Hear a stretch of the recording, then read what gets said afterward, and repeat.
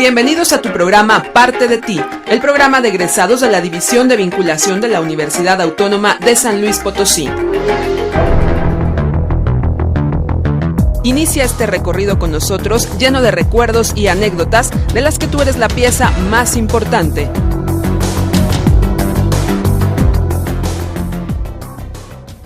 Muy buenos días, qué gusto que nos acompañen en su programa Parte de Ti, el programa de egresados de la Universidad Autónoma de San Luis Potosí. Mi nombre es Raquel Soto y me da mucho gusto recibir esta mañana al doctor Benjamín Moncada González. Él nos acompaña para platicar con nosotros en esta entrevista y le agradezco mucho que se haya animado a participar. Doctor, muchas gracias y qué bueno que está aquí con nosotros. Muchas gracias por la invitación, las órdenes. Antes de comenzar, les quiero recordar que nos pueden encontrar en nuestras redes sociales, nos pueden encontrar en Facebook como egresados-UASLP y también nos pueden encontrar en Twitter para estar en contacto no solo con la información de este programa que es de ustedes y que lo hacemos juntos como siempre, sino también para enterarse de las actividades que tiene la institución para todos nosotros que somos egresados y también para ofertas de trabajo, vacantes y mucho más que pueden consultar. Entonces los invitamos a que se conecten y nos sigan para estar en contacto siempre con nuestra universidad, que pues obviamente es la suya. Doctor, vamos a comenzar por el principio, valga la redundancia. ¿Cómo fue que usted se decidió a ser inicialmente médico cirujano, y por qué decidió estudiar aquí en la Universidad Autónoma? Bueno, quizá la respuesta más simple sería porque soy de aquí. Aquí hice la primaria, la secundaria, la prepa. Y quizá en ese momento lo que estaba a la mano de carreras, la selección, no se podía decir con mucha exactitud por qué medicina, por qué no. Pensé también en odontología hasta cierto punto, pero pues me decidí por medicina y creo que parece que nunca estuve no contento por haber tomado esa decisión, complacido siempre. ¿Cómo fue en ese entonces integrarse en la facultad? ¿Cómo era? ¿En qué año se integró usted como universitario? Fue en 60. Creo que fue el segundo año que hubo examen de admisión, que consistía en una prueba escrita breve, entrevista con profesores, entrevista con psicólogo, psiquiatra, y entraban 75 personas en ese momento, en el 60. Y bueno, pues ha crecido. Una vez integrados, pues venía el currículum de la época, primero la anatomía, fisiología, etcétera, hasta llegar al tercer año a ver pacientes en el hospital y completar las dos facetas de la carrera, la parte básica, teórica y la parte práctica. ¿Cómo fue este primer contacto de usted cuando empezó ya a tratar con pacientes, ¿no? Que es ya llevar a la práctica lo que usted estuvo viendo en el aula, que imagino que va a ser muy, muy diferente? Pues ese claro, es otro campo, otro mundo. Y aquí tenemos la virtud en esa escuela. Se dice que es bueno, seguramente, no sé si no debo decir yo, ya sabe que si es bueno o no. Creo que si lo es por una razón, por el acceso temprano que tiene el estudiante a los pacientes. Hay muchas escuelas, incluso de alto costo, que no ven pacientes como lo vemos aquí. Y no solo verlos, sino actuar con ellos, interactuar con ellos. No es igual, mira, tienes aquella cosa, verla de lejecitos, sino estar. Eso casi solo se da aquí en este mes. Entonces lo positivo de esta escuela es el hospital. No desdeño la parte teórica, claro que es también positiva, pero si no fuera por el hospital sería otra escuela. Sí, sería totalmente diferente. ¿Cómo fue para usted avanzar dentro de su carrera y llegar a un momento en que usted ya termina sus clases y se convierte en un joven médico, en un médico nuevo profesionista? Bueno, le diría una cosa que he observado a través de los años en cuanto a los que salen o salimos de esta facultad, de otras facultades, que el que sale de esta facultad, desde antes que salga ya sabe qué va a hacer. Hemos interrogado a otras personas de otras escuelas pues ahora que salga, voy a ver qué hago. Aquí el muchacho sale ya con una idea clara de qué va a hacer y dónde lo va a hacer. Esa es una diferencia con otras carreras. O sea, al terminar la instrucción, el currículum, que es de 6 años, hay un servicio social, que por cierto se llamaba anteriormente, cuando se fundó, Servicio Social Rural, por la idea de ir al campo, ver el México que no conocemos en la práctica diaria y que en los tiempos actuales, por desgracia, muchos jóvenes le están rehuyendo. Les nace un súbito interés por la investigación, por no sé qué cosa, y se van a otras áreas que no son las que deben ir. Es más, hay gente que saca en la vinculación, no sé qué es la vinculación, en tal o cual lugar. Todo el mundo deberíamos ir al lugar en que hay necesidades y es otra visión del México que muchas veces no conocemos si no tenemos esa experiencia práctica. En mi año de servicio social cambió de 6 meses a un año. Todavía ese año había opción de hacer los 6 meses un año, y a la fecha eso es un año. Ciertamente esto que digo ahora con los movimientos sociales actuales, es difícil ir a un área rural o a algunas áreas rurales inseguras. Hay que ser muy prudentes para ir a un lugar apropiado, ¿verdad? No tener riesgos como hay ciertos estados, usted lo sabe, críticos, caóticos. Sí, pero lo ideal sigue siendo que se lleve, ¿no?, el conocimiento a la práctica, a los lugares que se necesita, yo supongo. Doctor, platícame justamente de su experiencia, ¿cómo fue para usted realizar un servicio social? ¿Dónde lo realizó? ¿Y cómo vivió esta parte? Mire, en aquel tiempo había una especie de estado dentro de otros estados que se llamaba el área rural Islera. Comprendía pedazos de 5 o 6 estados: Nuevo León, Tamaulipas, San Luis Potosí, Zacatecas, se me escapa alguno, 5 o 6 estados, con la sede, la capital de eso, de Matehuala. ¿Por qué se llamaba así? Porque en esa área las personas pues, socialmente en conflicto, pobres, su dedicación era tallar. Esa palabra significa, en ese sentido, tomar una planta, que es lechuguilla o palma, frotarla con algo, una piedra, para quitar las partes no sólidas y quedarse de la pura fibra. Y ese era su medio de vida. Y esa era gente muy marginada. Entonces, pues el gobierno hizo esa especie de estado dentro de los estados. Y ahí íbamos los de Islera. En ese tiempo, ir a Islera significaba un año. Ir a otros lados eran 6 meses. Yo escogí ese lugar. Se escoge por lugares. El primer lugar escoge donde ya se van. Yo, como el primer lugar de la carrera, pues escogí se me antojó que ir a Islera. ¿Usted se acuerda? ¿Usted es potosina? No. Pero conoce el mapa. Claro, sí. Un perrito, ¿no? Sí. De cuenta en el lomo del perro. Ya casi en los límites con Nuevo León, un área de Guadalcázar, que se llamaba Presa de Guadalupe, donde me asenté ese año. ¿Cómo vivió esa experiencia? ¿Qué tan diferente fue a lo que usted había visto aquí en la ciudad? No, bueno, pues ¿Cómo sí, llevó todo este conocimiento pues ahí a este lugar que seguramente no tenía acceso a muchas cosas que... Claro, porque que la disponibilidad de medicamentos era muy pobre, de parte de salubridad, muy pocos elementos, había que hacer esfuerzos para conseguir cosas y dar la atención que se podía dar. Luego, ya los casos de mucha urgencia, de mucha necesidad que fuera del ámbito en que uno estaba, a Matehuala, llevarlos a Matehuala o enviarlos a Matehuala. Como primer contacto, se puede ser más complejo, pues a la ciudad de San Luis Potosí, ¿verdad? Pues era una experiencia positiva de esa época. ¿Qué siguió para usted cuando termina su servicio? ¿Regresa a la ciudad o qué sigue? No, como le decía, siempre los que salimos, casi todo el mundo ya sabemos qué sigue. Entonces, la nutrición. Yo termino acá el 30 de diciembre y el 1 o 2 de enero voy a nutrición. En aquel tiempo se llamaba Hospital de Enfermedades de la Nutrición. Ahora se llama un poco más rimbombante. Hacer la medicina interna como preámbulo a la otra especialidad. Entonces ahí estuvimos un tiempo. ¿En la Ciudad de México? En la Ciudad de México. ¿Qué tan diferente fue su formación allá a lo que usted había recibido aquí en su formación? Bueno, tiene que ser diferente porque acá pues lo pre, allá es el post. Allá la medicina en general tendría 4 ramas clásicas: la pediatría, la ginecología, la medicina interna y la cirugía. Entonces, en ese lugar vamos a hacer medicina interna con todas sus ramas, nefrología, cardio, reuma, hemato, etcétera, ¿no? Eso es toda la medicina interna. Fue lo que estuvimos haciendo ese tiempo ahí, casi 3 años. Y después la dermatología en el extranjero, en la Universidad de Chicago.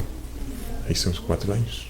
Se fue inmediatamente, termina y se sigue a dermatología. Sí. ¿Y cómo fue estudiar en el extranjero? ¿Cómo fue? Bueno, pues había que hacer esfuerzos para conseguir el lugar.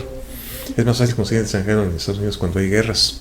Sí. En aquel, el señor que estuvo aquí director, le fue fácil en el 51 la guerra de Corea, pues allá va. En mi caso, pues la guerra de Vietnam. Es un poco más fácil ir en aquellos tiempos. Había menos requisitos, un solo examen y cuál es más complejo. Ir a hacer residencia, en la cual va uno a hacer todo igual que aquí, con una paga. No va uno nada más a observar, no, va a hacer todo. Va a hacerlo completo. Sí. ¿Qué tan difícil o qué tan fácil fue para usted cumplir esta parte, adaptarse a todo? No, pues bien, a veces es un poco difícil con el idioma con algunos sectores de la población, por ejemplo, gentes muy ancianas, o de raza de color, que hablan un poco diferente. Entonces a veces el entendimiento al principio, ya con el paso de las semanas, 2 meses, pues ya se adapta uno a las circunstancias. ¿Sí? ¿Por qué eligió irse a esta ciudad, a este país?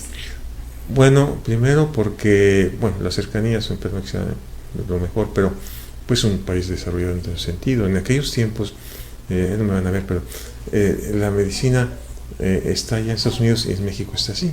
Entonces uno buscaba llegar a lo mejor, ¿no? Alcanzar el nivel. Ahora no están tanto, ahora están así. Y quizás algunas partes están mejor aquí que allá. Entonces, pero en aquel tiempo uno buscaba esa bondad, ¿verdad? De ir allá. Y luego, pues, teníamos que enviar cartas y decir, hoy soy fulano, me acepta. Uno decía, no, ni lo piense. Otras, pues mire, lo podemos considerar en una de 3 o 4 años. Y algunos poquitos decían, pues sí, bla, bla, bla, bla, bla. Entonces yo mandé como 40 cartas. Llegaron unas 3 o 4 o 5 conciertos de aceptación. Afán no de aceptación, sino de indicios de aceptación. Y entonces escoger la que uno pensaba que había que escoger. En aquel tiempo estaba así de lo mejor Harvard, luego Yale, luego Johns Hopkins y luego Universidad de Chicago. Los Ivy League, ¿no? Los famosos Ivy League. Ivy League, que son esas universidades que tienen como este círculo de excelencia académica. Sí, entonces en el cuarto lugar estaba donde yo fui y escogí esa y ahí estuve 4 años. ¿Qué pasa después, doctor? Usted termina su especialidad. Termino y vengo ya con la idea de venir aquí a integrarme a la universidad, a la facultad, pero cuando vengo en camino me dicen que un profesor que tuve en medicina interna en nutrición quería que me fuera a nutrición y que me iba a conseguir el puesto en nutrición y de hecho empecé a ir a su consulta particular mientras se arreglaba lo de nutrición. Y luego también un profesor de histología de primer año que acaba de ser nombrado director de la facultad de Aguascalientes, que empezaba en su segundo o tercer año, que me fuera para Aguascalientes. Regresó usted muy solicitado. Entonces estuve 3 meses así como zombie, no sabía qué hacer. Ajá. Hasta que agarré los teléfonos, les dije a los maestros de Aguas y de México que me quedaba en San Luis Potosí. Regresó y ahí, a su casa. Y ahí hay suerte, porque creo que también la suerte influye, ¿no? Dice por ahí, le dijo un señor a otro señor, oiga, ¿qué suerte tiene su hijo? Ha subido mucho. Dice, sí, y mientras más trabaja, más suerte tiene. Van a entender que no es la suerte, pero incluye la suerte. Yo llego aquí y un profesor mío deja un puesto y yo entro, pues qué padre, ¿no? Ocupar medio tiempo, que ahora son casi imposibles de tener medios tiempos o tiempos completos en la universidad, en medicina en particular, medicina clínica. Es casi, había como 20 años que no dan tiempos completos en medicina clínica. Fíjese qué grave. Somos discriminados dentro de la universidad. A ver si me oyen.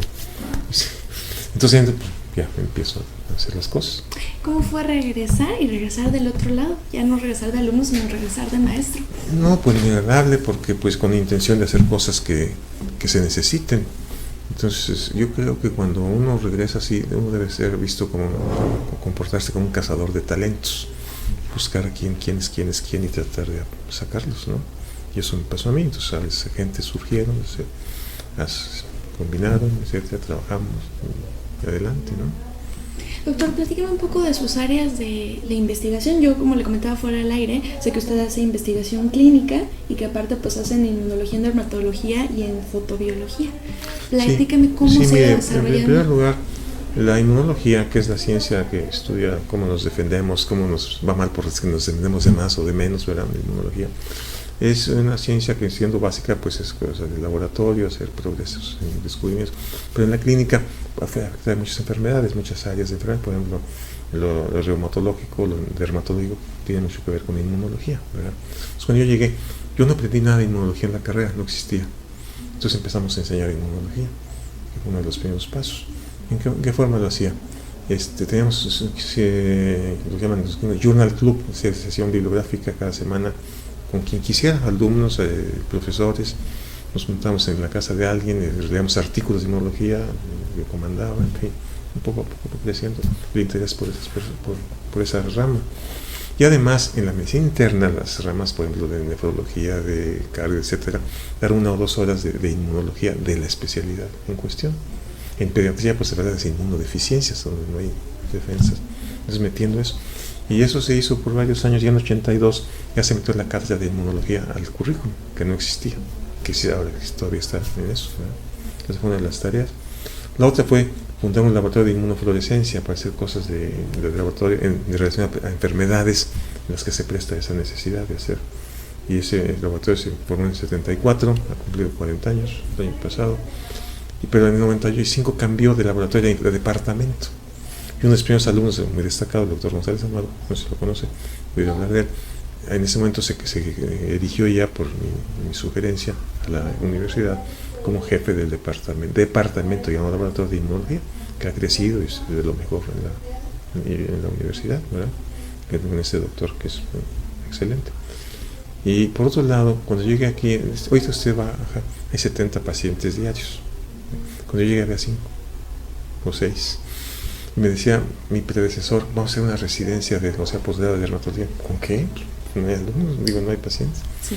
Entonces empezamos a crecer de esa fecha 73, que cuando llegué a 79, ya había más volumen y empezamos la residencia, o sea, el posgrado de dermatología, que empezó desde 79 hasta la fecha. Ahí está. Ahora, si usted ve todas las carreras de la universidad, tienen 2 misiones: enseñanza e investigación, ¿sí? Pero las de salud tienen otra más: asistencia. Tenemos odonto, nosotros, los psicólogos. Entonces esas 3 cosas pues hay que hacerlas.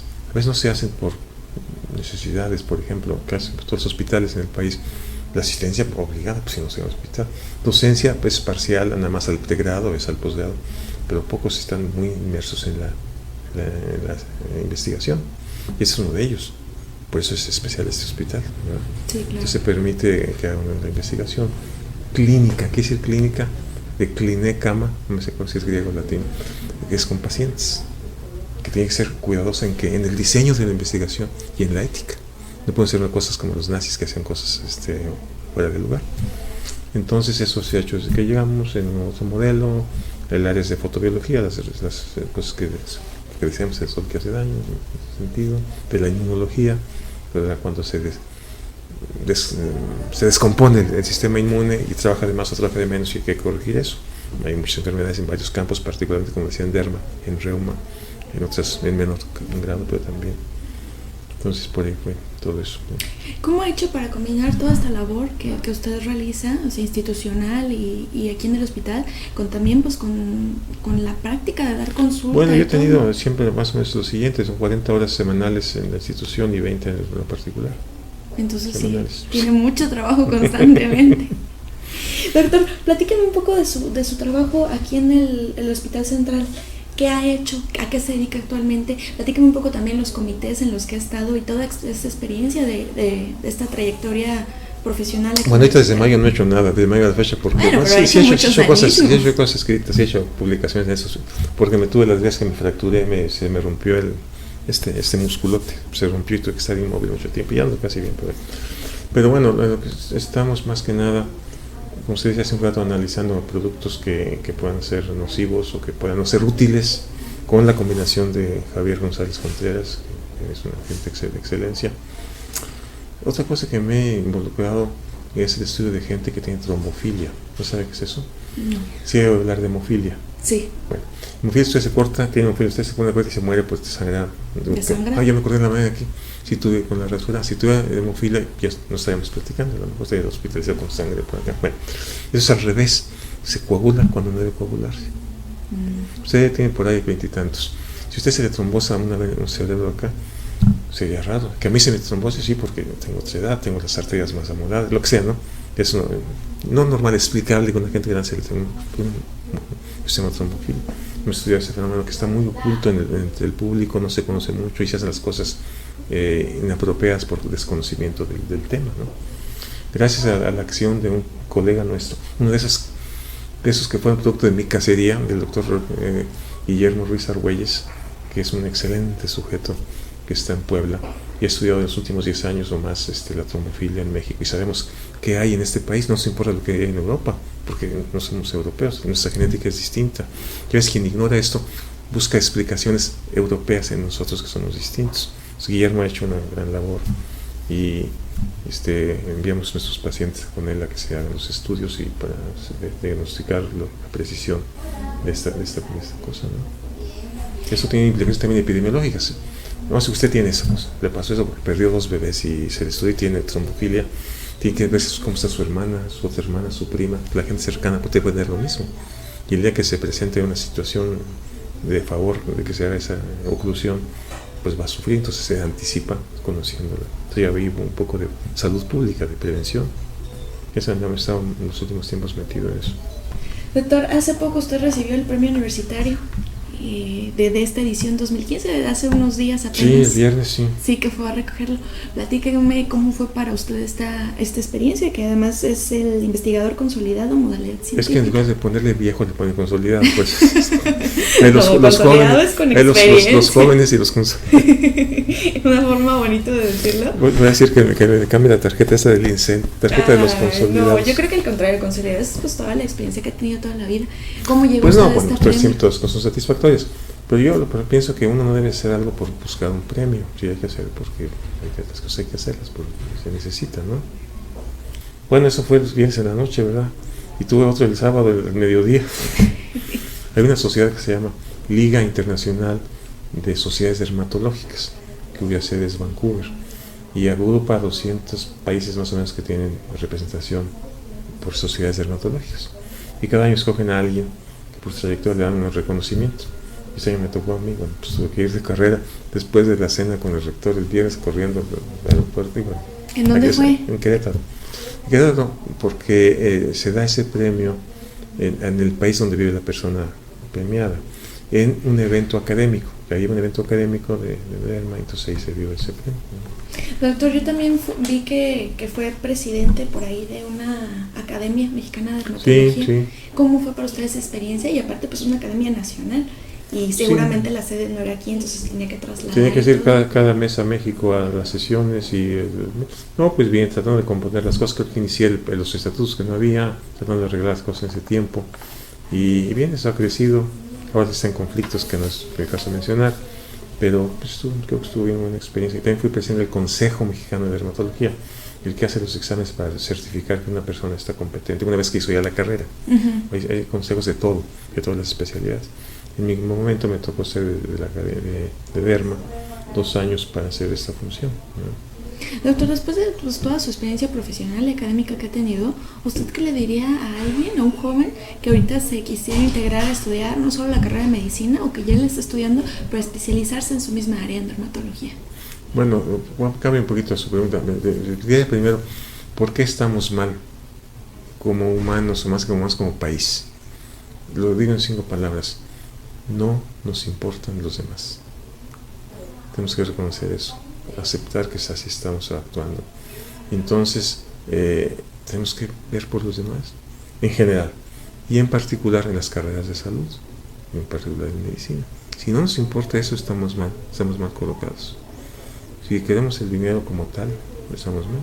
Obviamente, al ser una profesión, la que sea en particular medicina, hay una recompensa, pero que es una recompensa razonable, que no sea excesiva se trabaje nada más por el dinero y descuidando cosas, ¿no? De asistencia social, como debe ser. Entonces, sí, que no se pierda la visión inicial, ¿no? Que se debería de tener. Entonces, ahora ¿qué le serviría a alguien que quiera hacer eso? Ahora, hay también un mal concepto de la dermatología y se piensa que es algo muy trivial, intrascendente, y no, algo complejo, algo en el que hay enfermedades serias, graves, mortales que hay que atender correctamente. Por desgracia, en los últimos años ha surgido la intromisión de la cosmética en dermatología. Entonces, muchas personas han abandonado un tanto la práctica dermatológica. ¿Y qué va a pasar? ¿Quién va a atender las enfermedades serias que se dan en la especialidad? El internista, el reumatólogo, el general no están capacitados para hacerlo. Y se están perdiendo la fuerza humana de dermatología por estar desviada a la cosmética. El público tiene esa idea, entonces degradan la especialidad por pensar que es otra cosa. Fíjese, hay una sociedad de médicos americanos que son profesores de dermatología. En el año 2005, en su congreso, había 2 trabajos. Uno, ¿quién va a enseñar dermatología en el 2015? ¿Quién va a atender pacientes de piel en el 2015? Qué preocupación. Le fallaron por 10 años. Al paso que vamos, eso va a ser en el 2025 un caos. No va a haber quien atienda. Va a sufrir el paciente.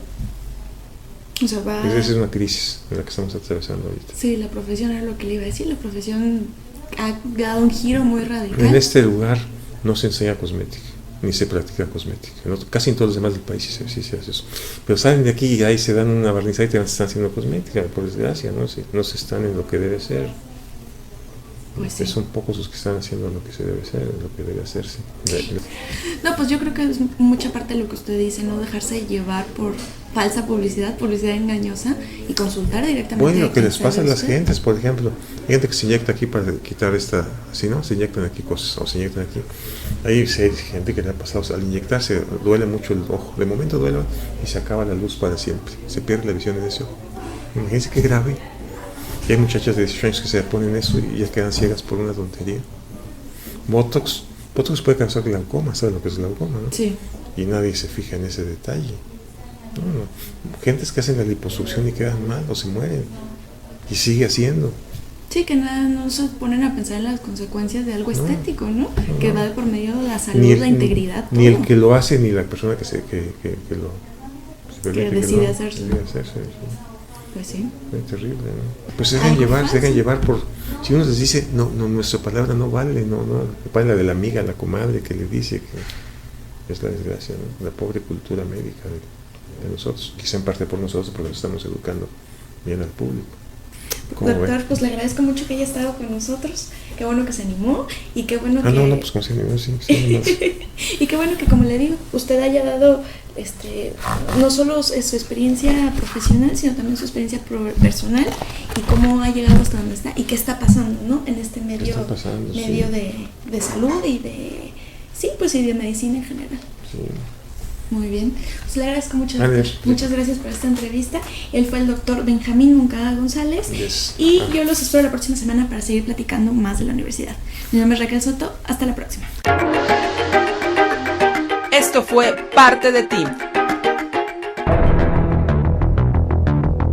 Te agradecemos el habernos sintonizado y te invitamos a que nos acompañes en nuestra próxima emisión, donde tu participación es la parte más importante en este recorrido.